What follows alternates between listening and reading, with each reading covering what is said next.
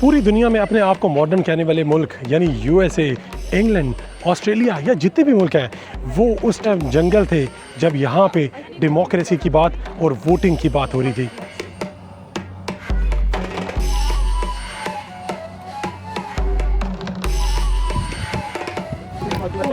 अस्सलाम वालेकुम and welcome back to video ग्लानी ब्लॉग्स। मैं इस टाइम मौजूद हूँ ग्रीस के एक शहर एथेंस में और मौजूद हूँ एक्रोपोलिस के बिल्कुल सामने। ये जगह तकरीबन लगभग 2500 साल पुरानी है, यानी आकाए दो जहान सल्लल्लाहु अलैहि वसल्लम के दौर से भी तकरीबन 1100 साल पुरानी।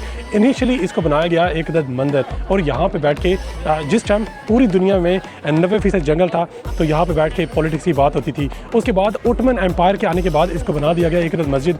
अचानक से एक धमाका हुआ, किसने किया, कहाँ से हुआ, आज तक मालूम नहीं है। उसके बाद ये जगह टूट गई, लेकिन आज भी एग्जैक्टली वैसे की वैसी खड़ी है। वीडियो शुरू होने से पहले मैं आप लोगों को ये कहूँगा कि लाजमी नहीं है कि आपको अर्तुगरुल गाजी या इस तरह के ड्रामे देखने हैं, इस तरह की इन्फॉर्मेशन को भी अपने अंदर एब्जॉर्ब करें। आ जाएं।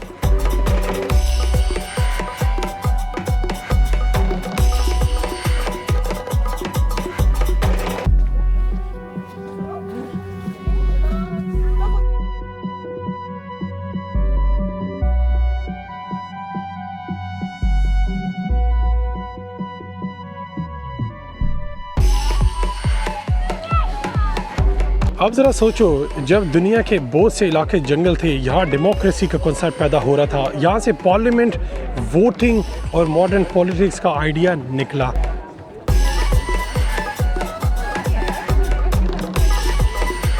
अब ये जो आपको बिल्कुल सादा पत्थर नज़र आ रहा है, बेसिकली इसके अंदर खताती आर्ट और सोना भरा हुआ था इन लाइन के अंदर। वो सोना वक्त गुजरने के बाद किसने निकाल लिया, क्यों निकाल लिया, अब कहाँ पे मौजूद है, एग्जैक्टली किसी को भी मालूम नहीं है।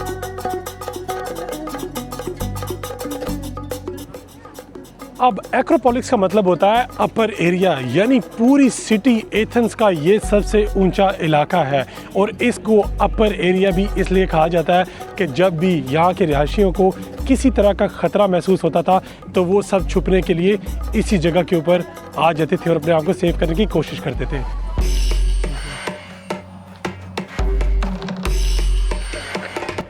अगर हम इन पिलर्स को गौर से देखें तो हमें ये पिलर्स बिल्कुल सीधे लगते हैं, लेकिन मॉडर्न साइंस के हिसाब से ये भी बिल्कुल सीधे नहीं है, यानी थोड़े से कर्व्ड है। अब इनको बेसिकली ग्रीक गॉड्स के साथ तशबीह दी जाती है और कहा जाता है कि ग्रीक गॉड्स ने शायद इनको तश्कील दिया है या बनाया है।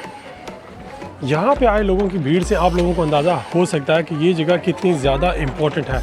ऑल्दो कि इसके अंदर आने का 30 पाउंड का टिकट है, फिर भी इन लोगों की भीड़ आपको यहाँ नज़र आ रही होगी।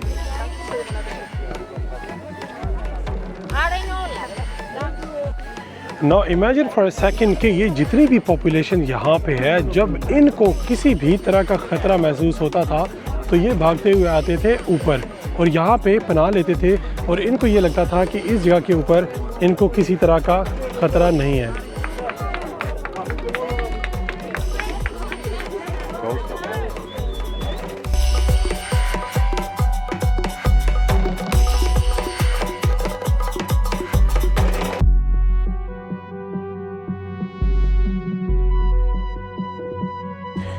अब ग्रीक के लोगों का ये ईमान है कि ये जगह एक होली विजडम यानी पाक जगह है और यहाँ पे अगर कोई भी आके कोई भी किसी तरह की दुआ मांगेगा वो दुआएं कबूल होंगी। We are here in Athens and this structure, the Parthenon, is huge. Inside of its 6 columns you can see another 6 columns and there's a small sister pantheon, very very beautiful. The columns are women.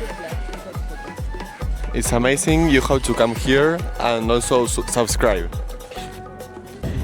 अब एक information मैं आप लोगों को ये देता जाऊं कि एक्रोपोलिस ग्रीस के हर शहर में मौजूद है, लेकिन ये वाला एक्रोपोलिस 2500 साल पुराना है और ये बहुत ज़्यादा पावरफुल है। अब हिस्ट्री के मुताबिक इनको ग्रीक गॉड्स ने बनाया, बाद में रोमन का रूल आया तो ये बना दिया गया चर्च। उसके बाद बैजेंटीन जब इस एरिया के ऊपर काबिज हुए तो इसको बना दिया गया एक कैथीड्रल। उसके बाद ओटमन एम्पायर जब आया तो इसको बना दिया गया मस्जिद। और फिर एक अजीब सा धमाका होता है जो कि गन पाउडर का धमाका है। उसके टूटने के बाद इसको बिल्कुल ऐसे का ऐसा ही छोड़ दिया गया जैसे ये आज खड़ा है। लेकिन हैरानगी की बात ये है कि 2500 साल पुराना बनाया गया ये मीनार या किला या एम्पायर आज भी वैसे का वैसा खड़ा हुआ है। तो ये कैसे खड़ा है? अब ये सब लाइमलाइट पत्थर का बनाया गया है और ये एग्जैक्टली वही पत्थर है जिससे एहराम मिस्र यानी मिस्र के पिरामिड्स बनाए गए हैं। अब उस दौर में ये पत्थर कहाँ से आते थे और इतनी वाफर मिकदार में कहाँ से आते थे, ये एक बहुत बड़ा सवालिया निशान है।